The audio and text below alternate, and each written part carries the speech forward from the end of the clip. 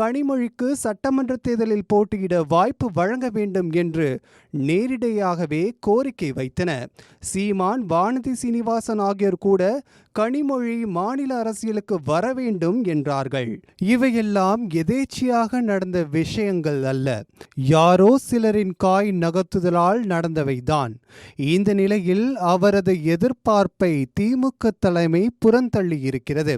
அதற்கு மேலாக அவரின் ஆதரவாளர்கள் யாருக்கும் வாய்ப்பு வழங்கப்படவில்லை.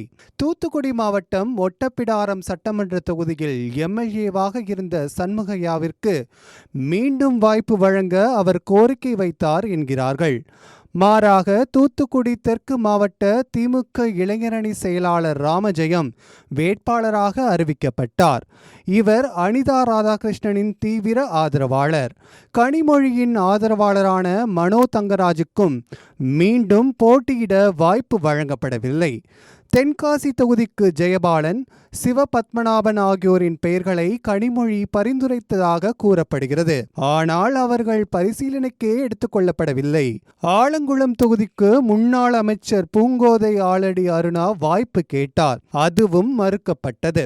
கோவில்பட்டி தொகுதிக்கு சமீபத்தில் திமுகவில் சேர்ந்த அமமுக பிரமுகர் மாணிக்க ராஜாவுக்கும் கனிமொழி தரப்பு வாய்ப்பு கேட்டிருந்த நிலையில் அவருக்கும் வாய்ப்பு மறுக்கப்பட்டது.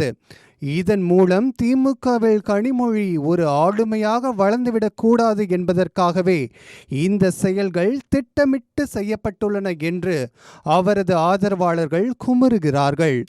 ஒரு வருடத்திற்கு முன்பு தூத்துக்குடியில் உதயநிதியை வைத்து பிரம்மாண்டமான நலத்திட்ட உதவி வழங்கும் நிகழ்ச்சிக்கு ஏற்பாடு செய்தார் அமைச்சர் கீதா ஜீவன்.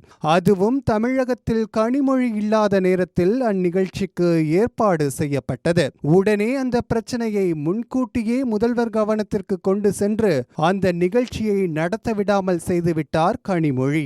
அப்போதே தமிழகத்தில் கனிமொழி பவர் பாலிடிக்ஸ் செய்கிறார் என்ற எண்ணம் மேலிடத்திற்கு வந்துவிட்டது. Periyar Maniammai institute of science and technology, Thanjavur. B.Tech Biotechnology with specialization in computer science and biology.